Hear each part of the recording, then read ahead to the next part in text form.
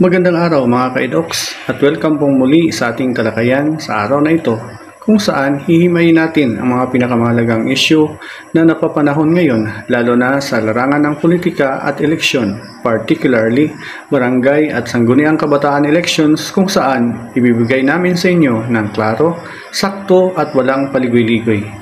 Ngayon, pag-usapan natin ang pinakabagong balita tungkol sa muling pagpapaliban ng BSKE sa ilalim ng Republic Act No. 12232. At nitong Agosto 19, 2025, gumawa ng malaking hakbang ang Korte Suprema, nagbibigay ng ultimatum ng 10 araw na magkomento ang mga sumusunod, ang Senado, ang House of Representatives, ang Office of the President sa pamamagitan ng Executive Secretary Lucas Bersamin at ang Commission on Elections, COMELEC. Ano nga ba ang dahilan?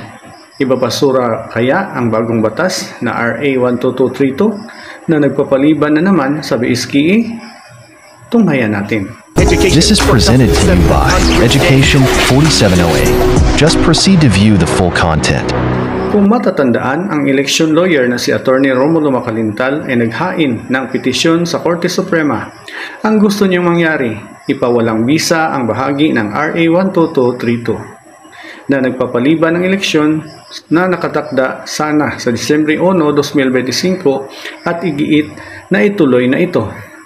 Ang kanyang argumento, sabi niya, wala umanong sapat na compelling reasons para ipagpaliban muli ang halalan. At ayon pa sa isang naunang desisyon ng Korte Suprema noong 2023, hindi pwedeng basta-basta na lang iurong ang BSKE kung walang mabigat na dahilan. Dahil ang nakataya rito ay ang karapatan ng mamamayan sa pagboto. At ngayon, kumikilos na ang Korte Suprema en banc. Naglabas sila ng kautusan na nagsasabing within 10 days, kailangang magsumiti ng komento ang mga pangunahing sangay ng gobyerno at ahensya. Kasama rito ang Senado, House of Representatives, Office of the President sa pamamagitan ng Executive Secretary Lucas Bersamin at Commission on Elections, COMELEC. Ito ang tinatawag na order to comment, isang legal step kung saan pinapakinggan ng korte ang panig ng gobyerno bago ito maglabas ng mas matinding aksyon tulad ng pagdidesisyon sa TRO o status quo ante order. Malaking balita ito, kaya't halos lahat ng mga pangunahing news outlet na nagko-cover, Philippine News Agency, PNA, Manila Standard at PhilStar, ABS-CBN at GMA News, nag-highlight na hanggang ngayon, wala pang nilabas na temporary restraining order laban sa RA 12232. Ibig sabihin, tuloy pa rin ang preparasyon ng COMELEC para sa nakatakdang November 2026 election.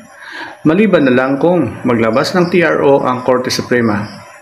Ano ang ibig sabihin nito para sa atin? Legal battle ahead. Hindi pa tapos ang laban. Ang Supreme Court ay nagbukas ng pintuan para marinig ang magkabilang panig.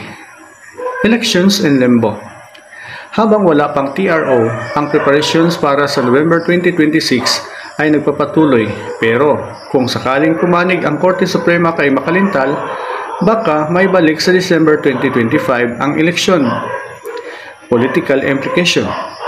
Barangay at SK elections ay mahalaga dahil sila ang pinaka-ground level leaders.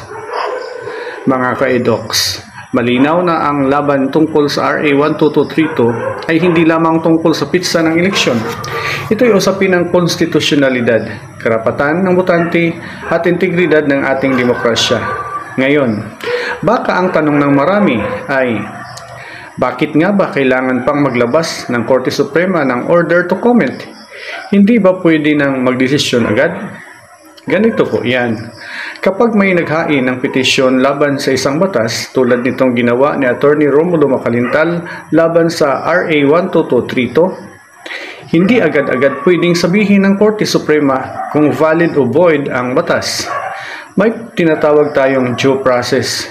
Ibig sabihin, kailangang pakinggan ang panig ng lahat ng sangkot bago gumawa ng desisyon. Kaya inatasan ng Supreme Court na magsumiti ng komento ang Senado at Kamara dahil sila ang gumawa ng batas. Office of the President dahil pinirmahan ito ng Pangulo.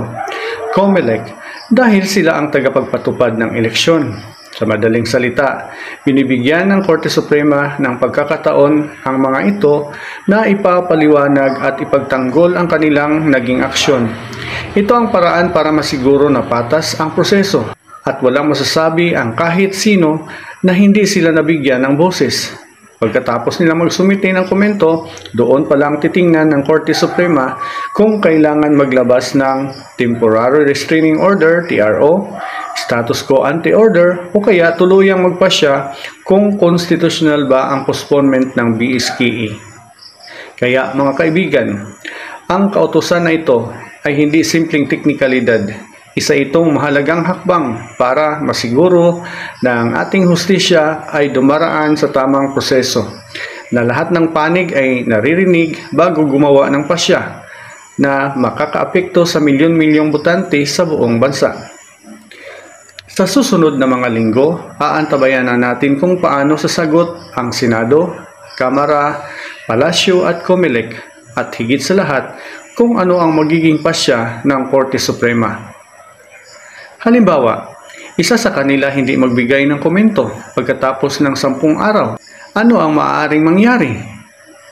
Kung hindi magsumiti ng komento ang isa sa kanila, Senado, Kamara, Office of the President o Comelec, ito ang mangyari. First, hindi titigil ang kaso.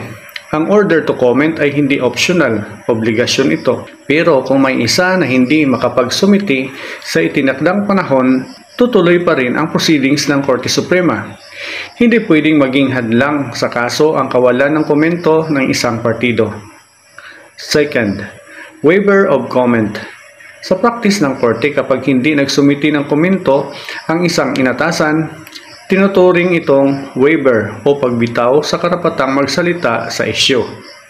Ibig sabihin, ang Korte ay magdidesisyon base sa nakasumite na pleadings at ebidensya kahit wala silang panig.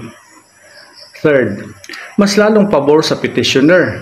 Hindi automatic na panalo si Atty. Makalintal kapag may hindi nagbigay ng komento. Pero ang epekto nito, mahihirapan ang hindi sumagot na maidipinsa ang kanilang panig dahil wala silang opisyal na paliwanag na naisumiti. Sa mata ng Korte Suprema, parang hindi nila kinontra ang sinasabi ng petitioner, kaya't maaaring makadagdag bigat yon sa argumento laban sa postponement law. Fourth, discretion ng Korte Suprema. Sa huli, nasa Korte Suprema pa rin ang kapangyarihang magpasya batay sa merito ng kaso.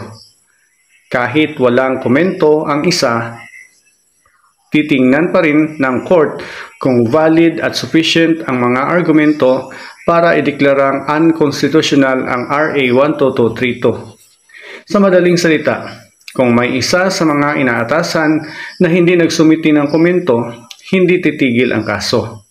Magpapatuloy ito at maaaring mawalan ng bigat ang panig nito dahil hindi sila nakapagtanggol.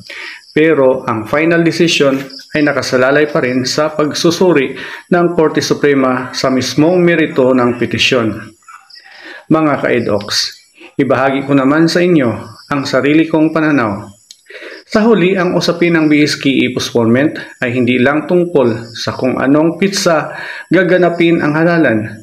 Mas malalim pa rito. Ito ay usapin ng karapatan ng mamamayan na pumili ng kanilang leader at ang tunay na diwa ng demokrasya. Kapag paulit-ulit na ipinagpapaliban ang eleksyon, unti-unti nitong sinisira ang tiwala ng taong bayan. Ang tanong, hanggang kailan natin hahayaan na ang pinakamaliit ngunit pinakamahalagang halalan, ang barangay at SK elections, ay malagay sa alanganin? Tama ang ginawa ng Korte Suprema na buksan ang pintuan para pakinggan ang lahat ng panig. Pero tandaan natin, kahit hindi magsumiti ng komento ang ilan sa kanila, tuloy pa rin ang laban.